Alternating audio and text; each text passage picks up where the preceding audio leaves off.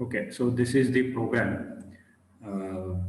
Just I have tried. So after the class, I have tried. So I got that concept. Okay, that is, see when we have two objects. So one is actual object, another one is object reference. So here, if we consider just in your mobile or PC, you can zoom it to view it clearly. Okay, so in this program what we are doing, we are creating two objects, in the sense like one is an actual object, another one is object reference. Okay, so here b1 is the actual object, b2 is the object reference. See when these two statements are executed, so what happens in the sense, like we can think of the memory representation in this way. So let me show you.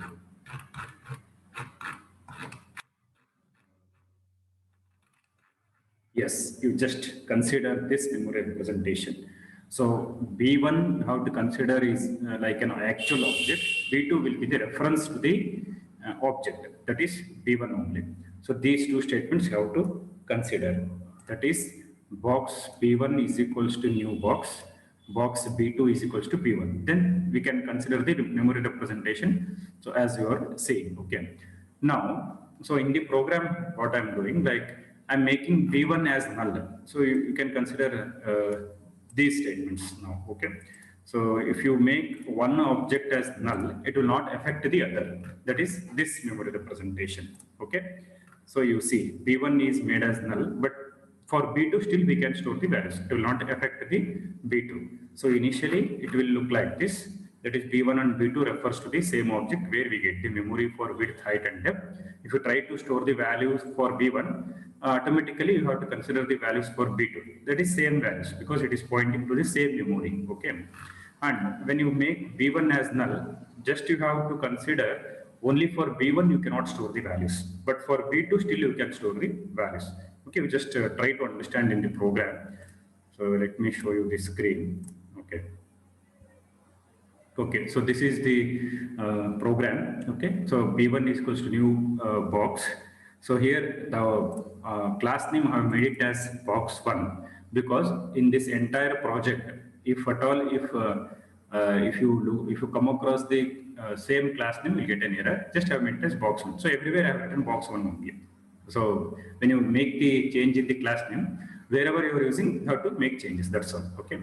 So box one is B1 is equals to new box one B2 is equals to B1. So now B1 and B2 are referring to the same memory representation. Okay, and we are getting the variables like this W, H, and D. So in the document it is width, height, and depth. See here I have taken W, H, and D. Okay. Just a minute. Okay. Now you just look at these lines. B1 dot W is equals to 10, B1 dot H is equals to 20, B1 dot D is equals to 50. So I have stored the values for width, height and depth, that is W, H and D with respect to object B1. Okay. So when you store the values with respect to object B1, automatically for B2 also it will be stored because it represents the same memory, right? So automatically it will store for B2 also. That is nothing but B2 dot W equals to 10, B2 dot H equals to 20, B2 dot D equals to 50, like that you have to consider. That means if you store values for one object, it will affect the other. So while storing the values. Now if you display values, you can get both the values. That means same values only, by different objects you can get. That is first time in the println statement, you make use of B1 object, next time B2 object. So B1 dot W, B1 dot H, B1 dot D. Then B2 dot W, B2 dot H, B2 dot D. In this way, you can display the values. Next time, what you do, you make B1 is equals to null. Okay. So when you make B1 is equals to null, after setting B1 to null, that is object B1 to null, it will not affect the B2. That means still you can operate on B2. Still you can change the values of B2. But for B1, you cannot change the values because you have made it as null. That means there is no memory for that for B1. But still for B2, we have the memory. So you can change any value, either W, H, and D. You can change any value. Next time when you display, you will get the B2 values. Okay. Let me execute this program, I'm sure.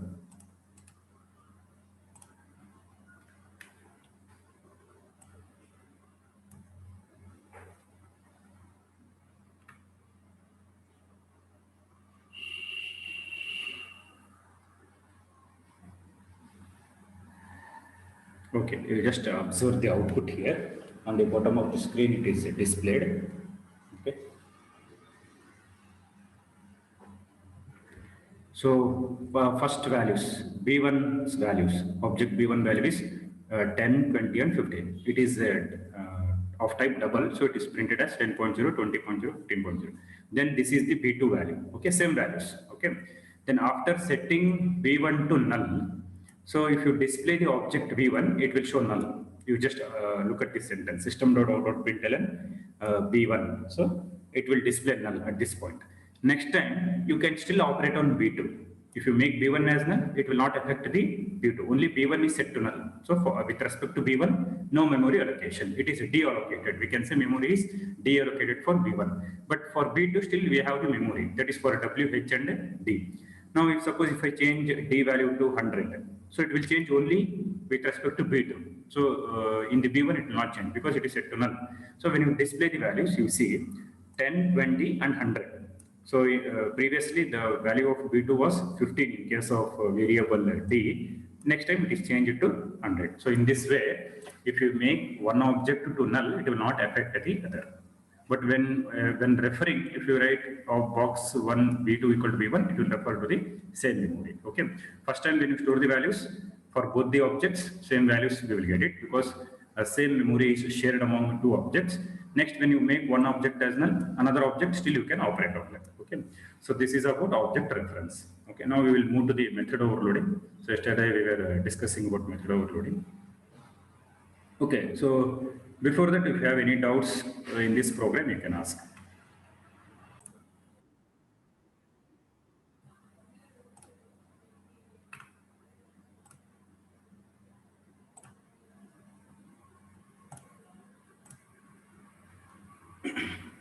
Okay, so now we'll come back to the classes and objects in the further topics.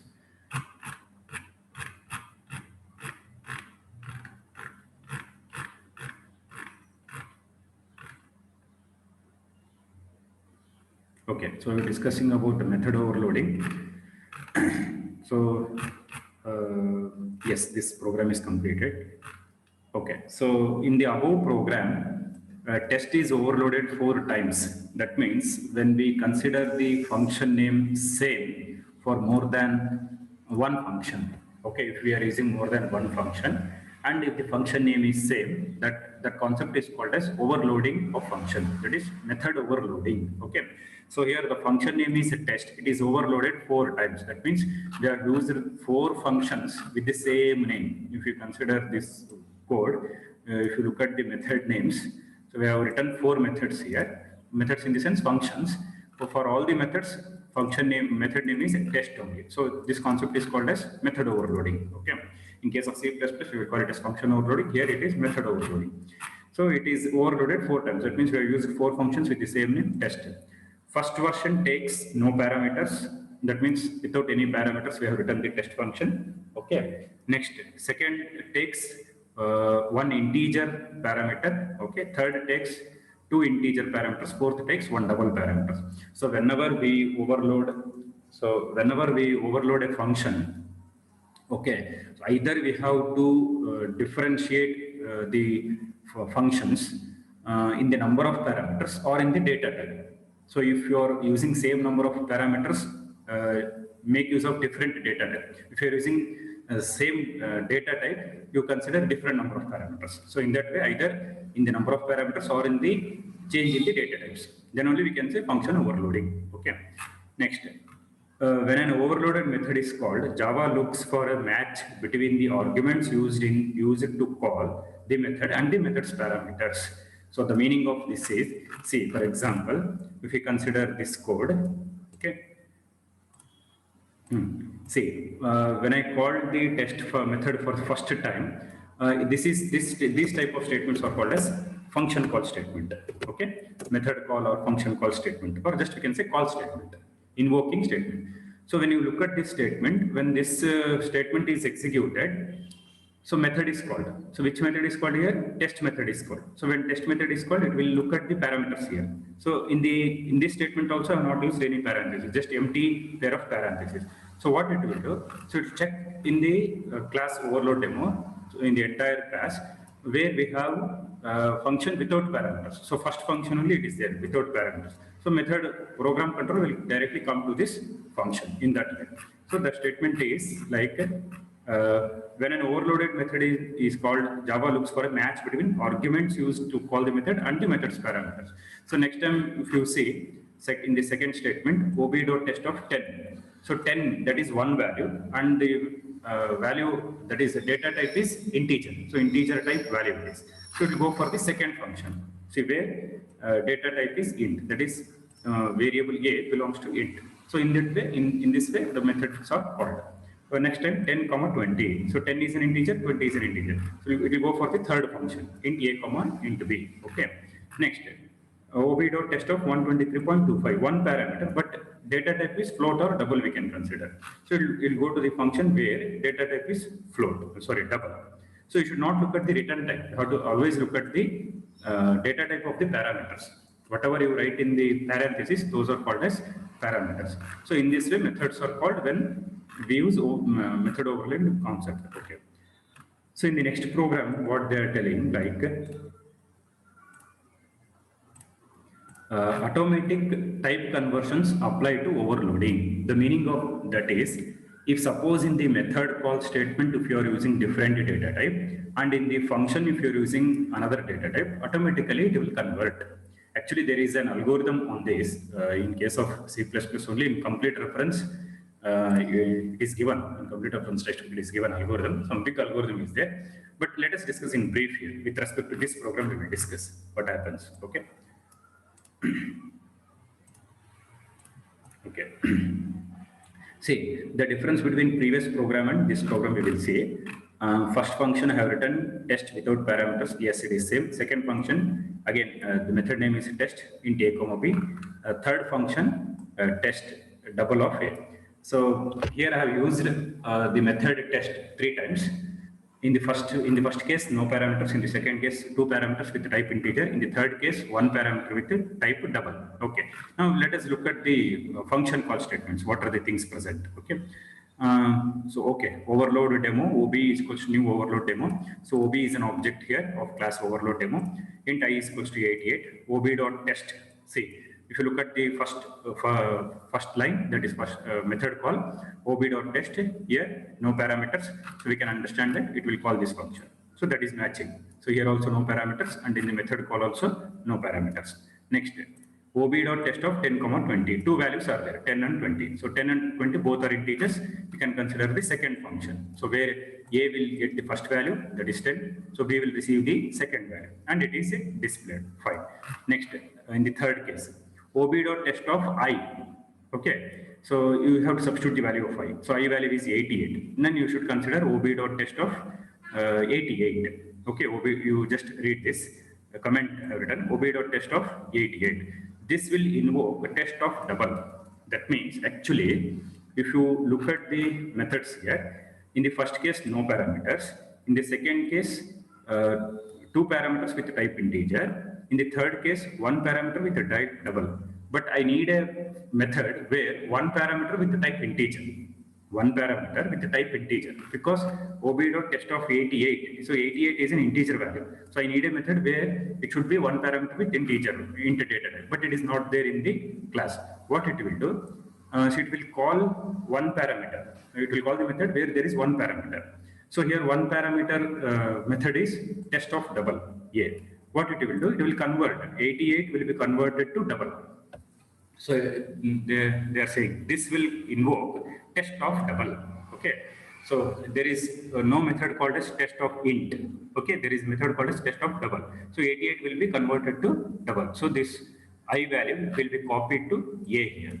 Okay. So there is no function with the integer type data. So it will copy to double variable only. Okay. That is a variable a. So here you will get it, a value is 88. And while displaying, it may display 88.0. Okay. Next line, ob.test of 123.2. Okay, so it will invoke test of double. See, these both lines will call the same method. That is where data type is double.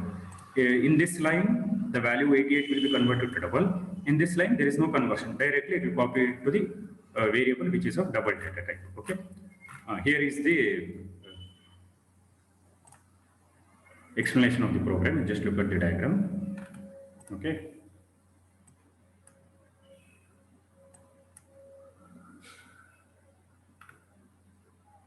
Okay.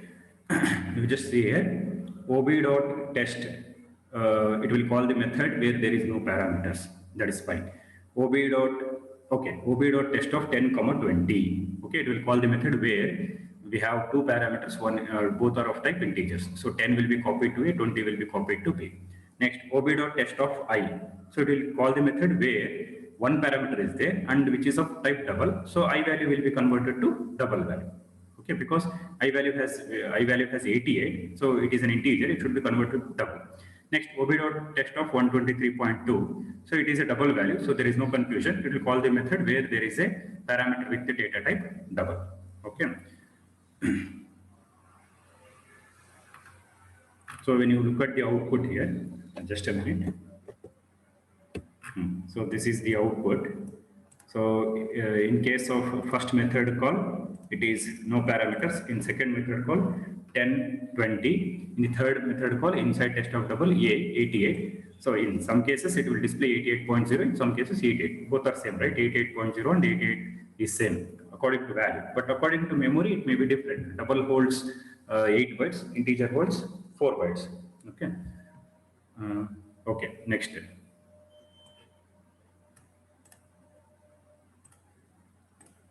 So in the above program, Java will automatically convert an integer to a double. Therefore, Java converts to double and then call test of double. Okay. Java will employ its automatic type conversions only if no exact match is found. Method overloading supports polymorphism. It is the one way that Java implements one interface, multiple methods model.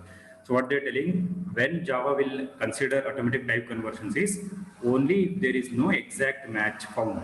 That means between the method call and the method, if there is no exact match found, that is number of parameters and data type, then it will apply automatic type conversions.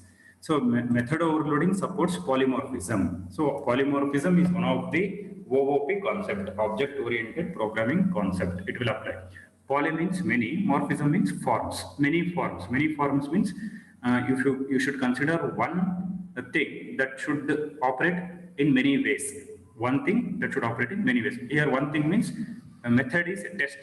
Okay, from method name is test only, but it will operate differently in different situations. If you supply no parameters, one type of operation. If you supply one parameter with integer, two parameters with integer, so it is operating many ways in different situations. So this is called as polymorphism.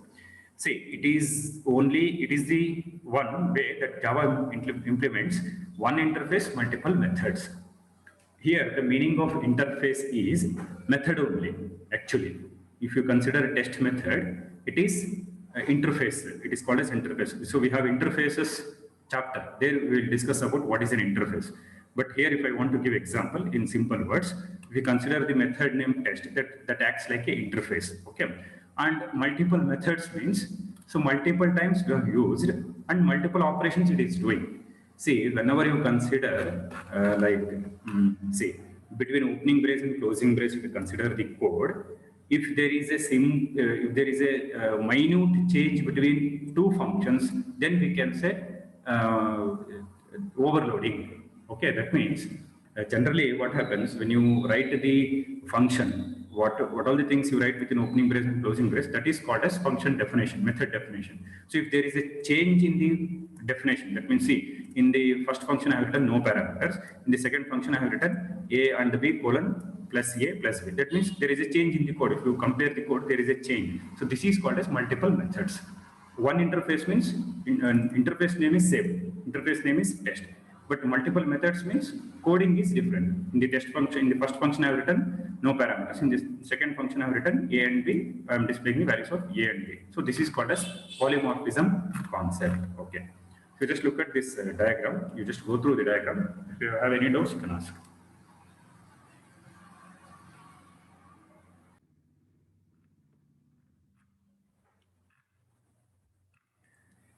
So next we will see overloading constructors.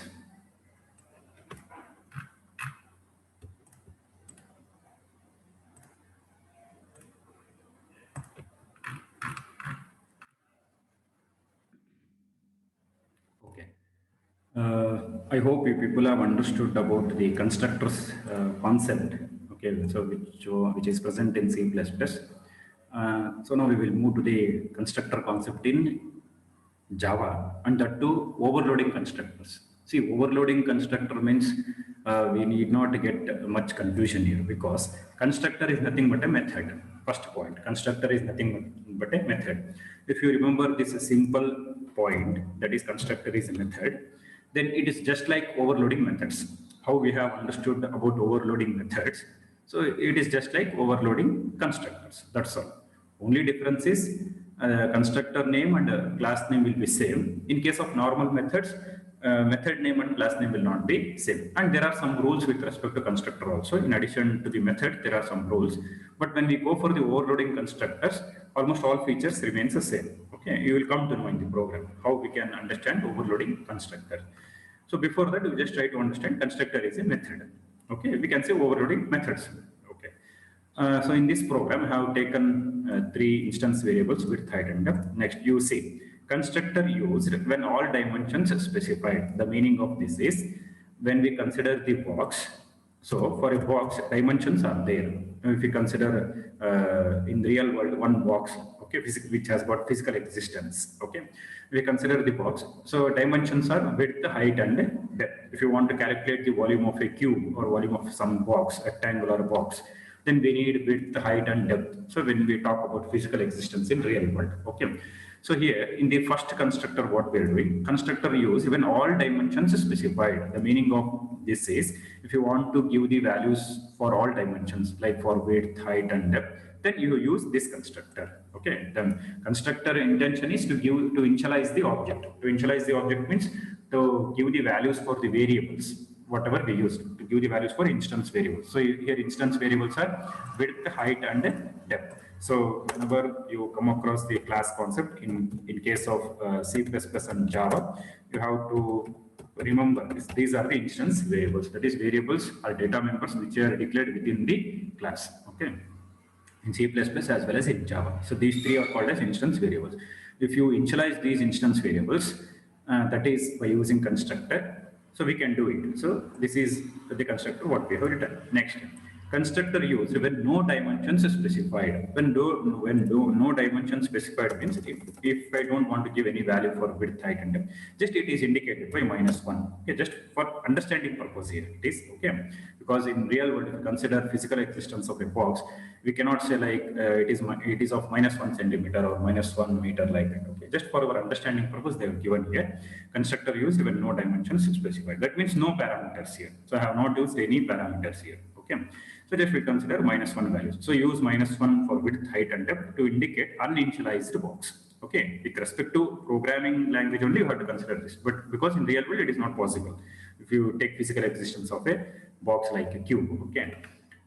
Constructor used when cube is created. Okay, if you consider the box as a cube, see, we can consider box as rectangular box, or we can consider even as cube. So when you consider cube, sides of all that is dimensions will be same here. So they are telling like that. So width equal to height equal to depth equal to length. That means this is called as multiple assignment statement. So multiple assignment statement means like, say if suppose if I have 2 variables, let me consider A and B. If I have 2 variables, now if I want to assign the same value for A and B, so I can write like this: A is equals to 10, B is equals to 20. In this way I can write. This is normal assignment statement. So assigning values for variables A and B separately. Multiple assignment statement is, if I want to assign 10 only, for A and B, if I want to assign same value, in another way how we can write is or A is equals to B is equals to 10. So this facility is there. If you want to assign the same value to the variables in one statement only, you can say A equals to B equals to 10.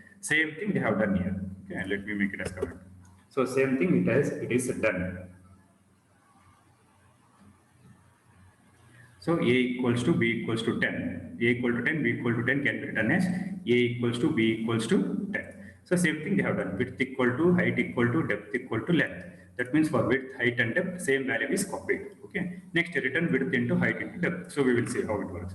Then one method is called volume. So this method is not overloaded. This is not constructor and it is not overloading function, overloaded function. It is a normal method which is separate from constructor as well as method overloading. Okay. Next, so when we go to the main function, so I have created objects here: my box1, my box2, my cube. 3 objects I have created. Okay.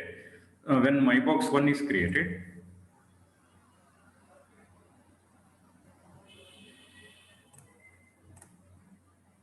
okay.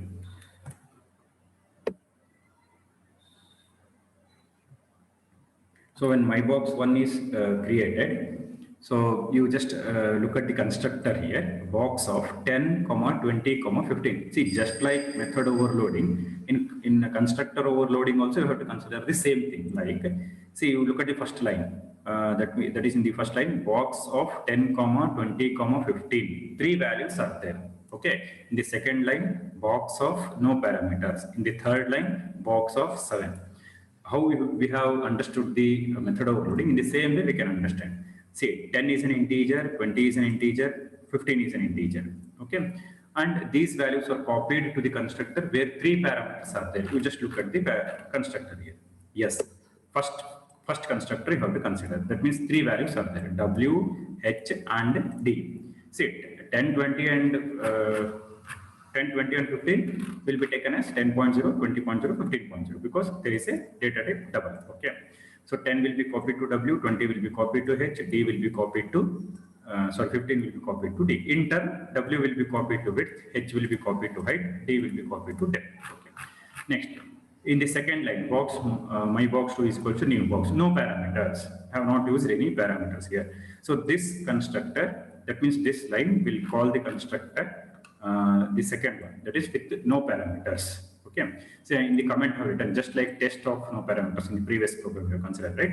So here width, height and depth are assigned the values -1. Okay. Because we have not sent any values. Just in the code of this constructor I have written width equal to -1, height equal to -1, depth equal to -1. Next, box my cube is equals to new box of 7. So here the value 7 will be assigned to this constructor because 1 parameter. So 1 parameter constructor means it is this constructor. Okay, that is box double of length.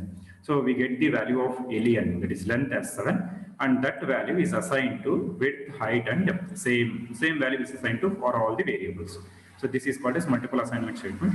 We just have given the example here. If you say A equal to 10, B equal to 10 can be written as A equals to B equals to 10. Similarly here, width equal to height equal to depth equal to length. Length value is 7 here. Okay. Now each individual volume we can display. Like my box1 dot volume, my box2 dot volume, my cube dot volume. So if you say my box1 dot volume with respect to my box1, what are the values present? That values will take. That is 10, 20 and 15. With respect to my box2, values are -1 because you just look at this statement. We didn't pass any values. No arguments are sent. With respect to my cube, value of width, height and depth are 7. Okay. We will see in this diagram.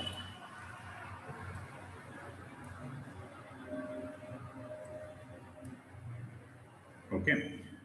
We just look at this diagram. Box, my box1 equals to new box, 10, 20 and 15. So 10 is copied to W, 20 is copied to H, 15 is copied to D. In turn, W will be copied to width, H will be copied to height, D will be copied to depth. So if you consider the memory representation of my box1 object, width has value 10, height has value 20, depth has value 15. Okay. Next, when you come to the my box2, so my box2 equal to new box, it will call the constructor where no parameters are present. Okay. So each one, that is width, height and depth, are assigned the value -1. So memory, if you look at the memory representation for my box2, for width, height and depth, the value is -1. Next, if you come to the line box my cube is equals to new box of 7, 7 will be copied to length. Okay, and that length value is copied to all the variables, that is width, height and depth. So if you look at the memory representation of object my cube, for width, height and depth, the value is 7. Next, when you call the method volume, what happens? On which object you are calling, those values are considered. See, my box1 dot volume, I am calling the method volume on object my box1. So you have to consider the values of width, height and depth with respect to my box1, that is 10, 20 and 15. So it will calculate 10 into 20 into 15. And if you call my box 2 dot volume, value -1 is considered. If you call my cube dot volume, value 7 is considered. So it will calculate the volume of the cube. Okay.